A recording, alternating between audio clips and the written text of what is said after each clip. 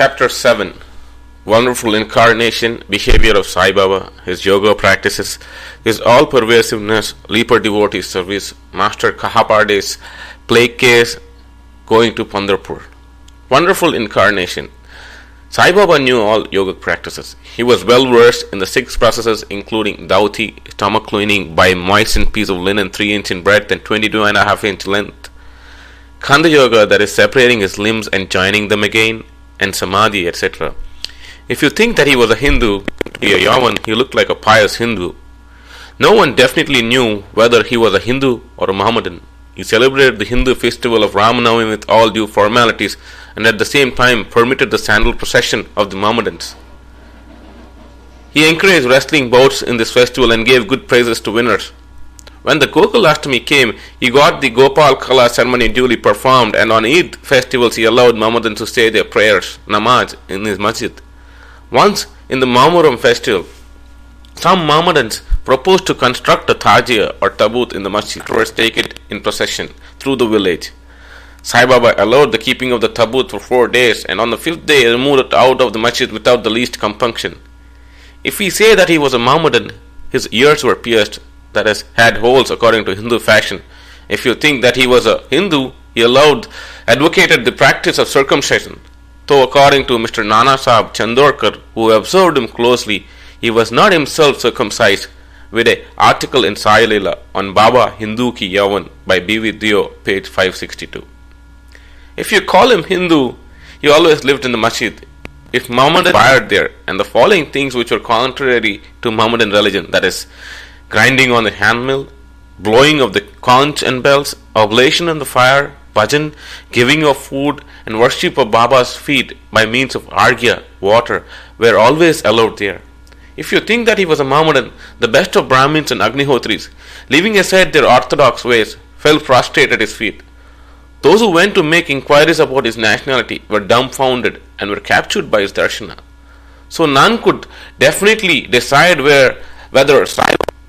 This is no wonder, for he who completely surrenders himself to the Lord by getting rid of his egoism and body consciousness thus becomes one with him, and has nothing to do with any questions of caste or nationality.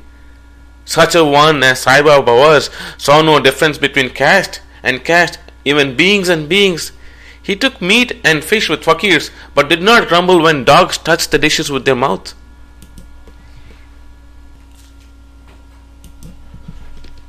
Note 1. Mahalspati, an intimate Shri devotee of Baba who always slept with him. Sai Baba told him that he was a Brahmin of Patari and was handed over to a fakir in his infancy. And when he told this, some men from Patari had come, and Baba was inquiring about some men from that place. Vide Sai Leela 1924, page 179. 2. Mrs. Kashibai Kanitkar, the famous learned woman of Pune, says in Experience number 8, published on page 79, Sai Leela volume 11, 1934. On hearing of Baba's miracles, we were discussing according to our theosophic convention and fashion White Lodge. When once I went to Shirdi, I was thinking seriously about this in my mind. As soon as I approached the steps of the masjid, Baba came to the front and pointing to his chest and staring at me spoke rather vehemently. This is a Brahmin, pure Brahmin. He has nothing to do with black things. No Mussulman can dare to step in here. He dare not. Again pointing to his chest, this Brahmin can bring lakhs of men on the white path and take them to their destination. This is a Brahmin's act, Mohammedan, to cast their shadow here. Such a unique and wonderful incarnation was Sai Baba. On account of my merits in my past birth, I had the good fortune to sit at his feet and enjoy his blessed company.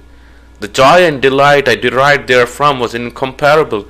In fact, Sai Baba was a pure Anand and consciousness. I cannot sufficiently describe him, his greatness and uniqueness. He who took delight at his feet was established as the known self.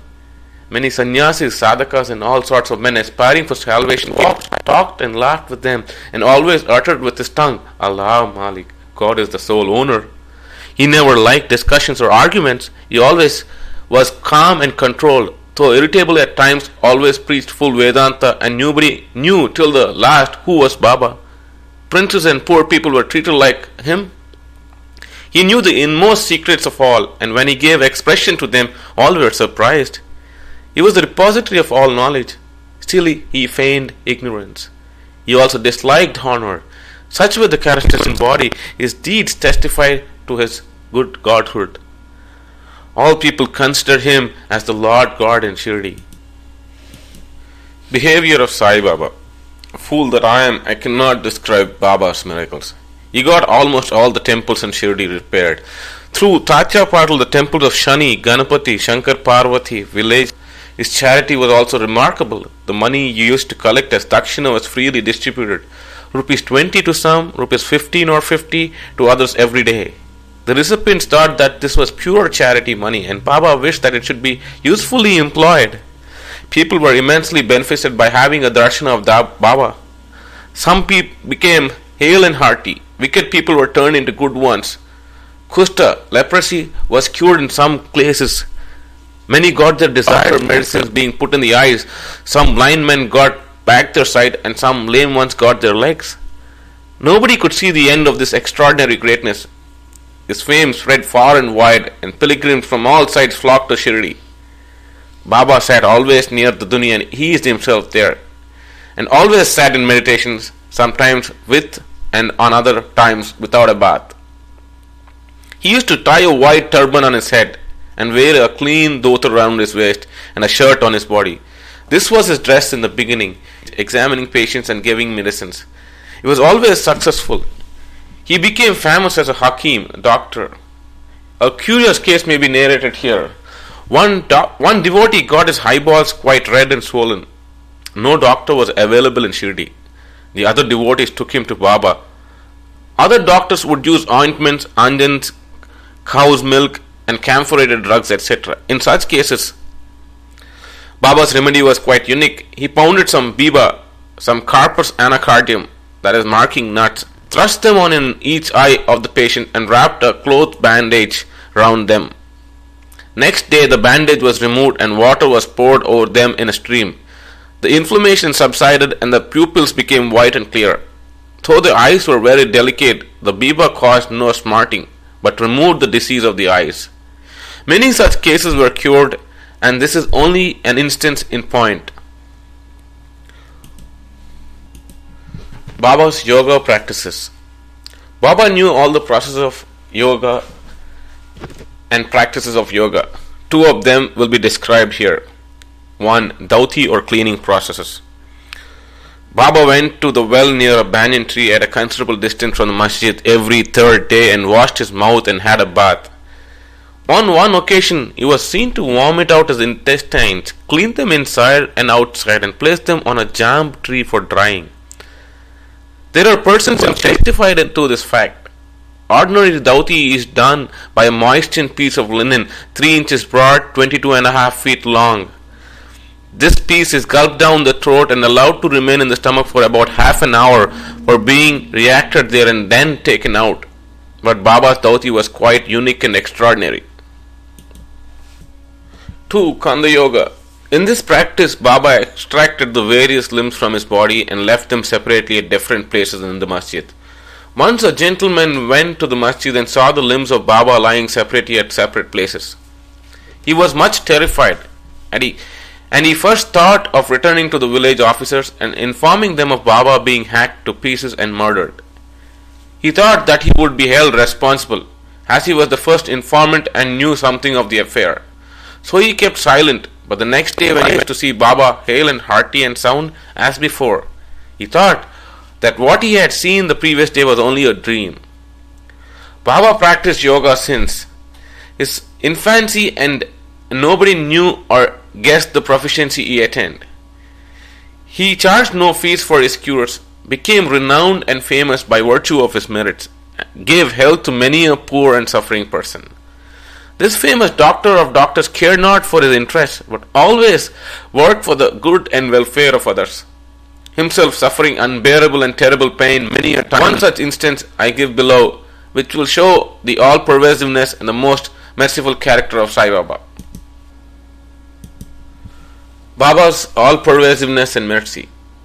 In the year 1910 AD, Baba was sitting near the Duni on Diwali holiday and warming himself. He was pushing firewood into the duni, which was burning brightly. A little later, instead of pushing logs of wood, Baba pushed his arm into the duni. The arm was scorched.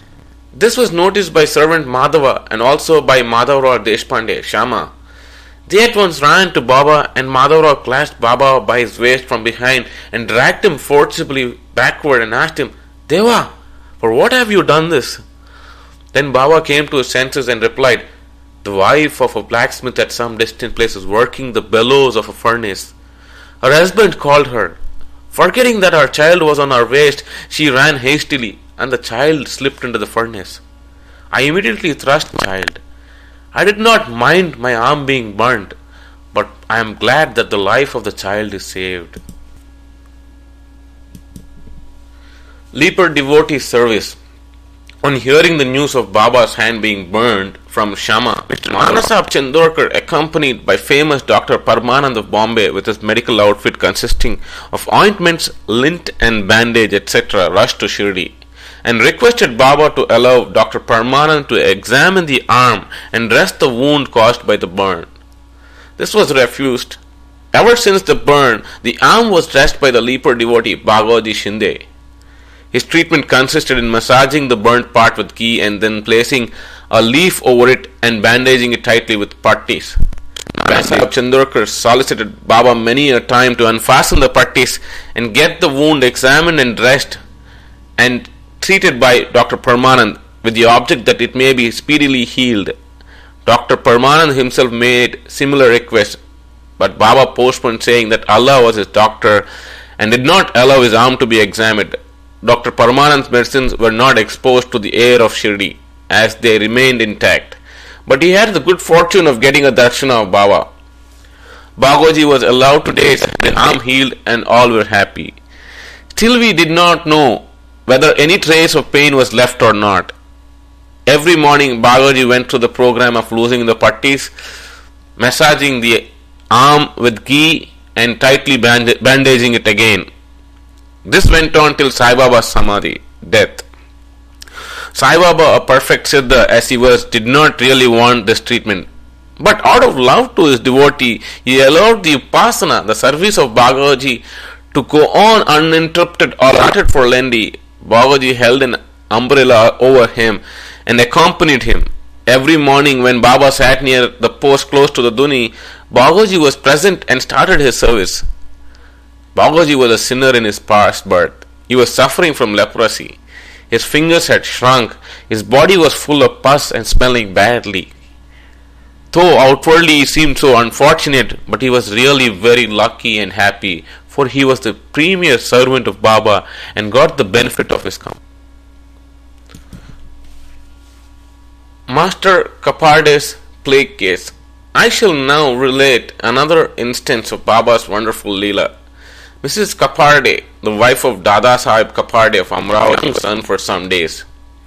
One day the son got high fever, which further developed into a bubonic plague. The mother was frightened and felt most uneasy. She thought of leaving the place for Amravati and went near Baba in the evening when he was coming near the Vada, now Samadhi Mandir, in his evening rounds, for asking his permission. She informed him in a trembling tone that her dear young son was down with plague. Baba spoke kindly and softly to her, saying that the sky is beset with clouds, but they will melt and clear. So saying, he lifted up his kafni up to the waist and showed to all present 4 fully developed buboes as big as eggs, and added, "See how I have to suffer for my devotee. Their difficulties are mine." Seeing this unique and extraordinary deed, the people were convinced as to how the saints suffer pains for the devotees. The mind of the saints is softer than wax, it is as butter. They love their devotees without any idea of gain and regard them as their true relatives.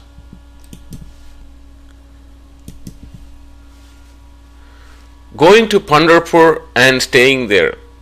I shall now close this chapter after relating a story illustrating how Sai Baba loved his devotees.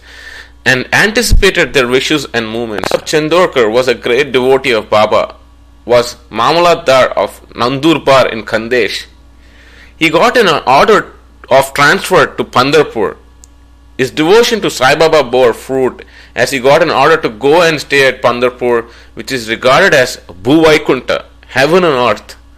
Nanasaheb had to take immediate charge, so he left immediately for that place without even writing or informing. He wanted to give a surprise visit to Shirdi, his Pandharpur, see and salute his Vithoba, Baba, and then proceed. Nobody dreamt of Nanasaheb's departure for Shirdi, but Sai Baba knew all about this, as his eyes were everywhere.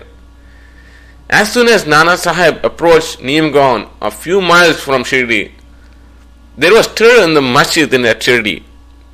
Baba was sitting and talking with Mahalspati, Appa Shinde and Kashi Ram. Let's all four do some bhajan. The doors of Pandari are open. Let us merrily sing. Then they began to sing in chorus, the burden of the song being, I have to go to Pandharpur and I have to stay on there, for it is the house of my Lord. Baba sang and the devotees followed him. In a short time, Nanasaheb came there with his family and requested him to accompany them to Pandharpur and stay with him there.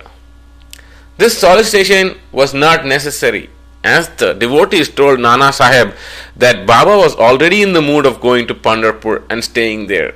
Hearing this, Nanasaheb was sweet. Then, getting Baba's permission, Udi and blessings, Nanasaheb left for Pandharpur.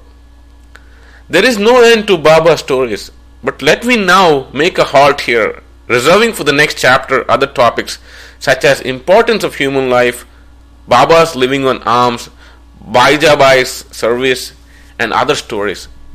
Bow to Shri Sai.